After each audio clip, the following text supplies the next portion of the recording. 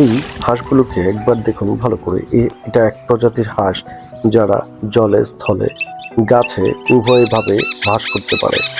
এখন এই হাঁসগুলি দেখেন কতটা চালাক। যখন সে মাছ শিকার করতে বেরোয়, অর্থাৎ তার যখন খাবারের প্রয়োজন পড়ে, সে এইভাবে ডিমগুলিকে লুকিয়ে রেখে খাবার খেতে চলে যায়। যখন খাবার দাবার শেষ করে খাবার তার পরিপূর্ণ হয়ে যায়, তখন হাঁসগুলি আস্তে আস্তে করে তার বাসায় ফিরে আসে এবং তার সেই ডিমগুলিকে তা দিতে থাকে। এরকম করেই হাঁসগুলি এই জলে বাস করতে শুরু করে এবং তাদের বংশ বিস্তার করে।